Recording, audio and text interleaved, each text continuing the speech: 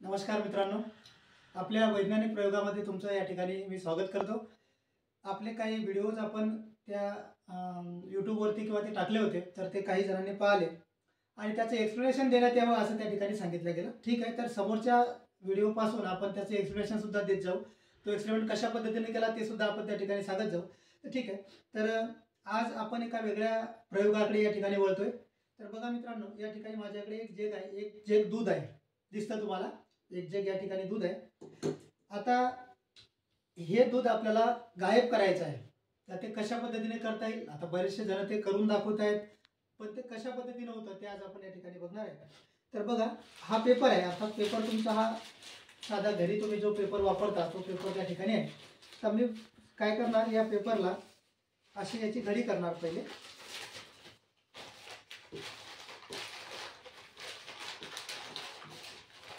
बघा, अशा पद्धतीने याची घडी मी या ठिकाणी करून घेतो। आणि आता हे जे दूध आहे माझ्याकडे, हे दूध आता याच्यामध्ये ओततो। तर तुम्हाला माहिती आहे दूध याच्यामध्ये राहील की नाही किंवा काय होतं ते आपण बघूया। बघा, आता हे जे दूध जे आहे माझ्याकडे ते मी इकडे ओतत आहे। बघा मित्रांनो, या ठिकाणी हे दूध ओतत आहे। बघा, दूध कमी झालेलं आहे। पूर्ण भरलेला जग होता, याच्यामधलं दूध हे कमी झालेलं आहे। परत मी आता याच्यामध्ये दूध टाकतोय। बघा, हे दूध मी या ठिकाणी ओतत आहे। पहा, कमी झालेलं आहे दूध। ओतत ओतत ते कमी होत आहे। परत या ठिकाणी आपण बघूया, आणि अशा पद्धतीनं बघा दूध परत कमी झालेलं आहे।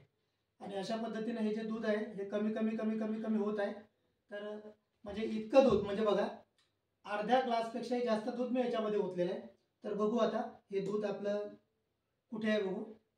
तर पहा, यामध्ये दूध आहे, बघा आहे की नाही। बघा बघा मित्रांनो, हे दूध पूर्णच्या पूर्ण गायब झालेलं आहे।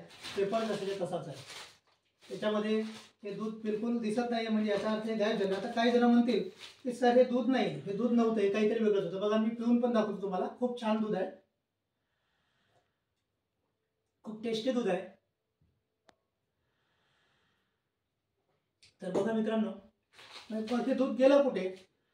तर मित्रांनो, याच्यामध्ये दुसरं काही नसून याच्यामध्ये फक्त एक वैज्ञानिक दृष्टिकोन आहे, एक विज्ञानाचा छोटासा प्रयोग आहे। याच्यामध्ये काही टेक्निक आहे। तर हे टेक्निक मात्र मी तुम्हाला समोरच्या व्हिडिओमध्ये, म्हणजे नेक्स्ट व्हिडिओमध्ये त्या ठिकाणी सांगणार आहे। तर आज आपण या ठिकाणी थांबूया। धन्यवाद।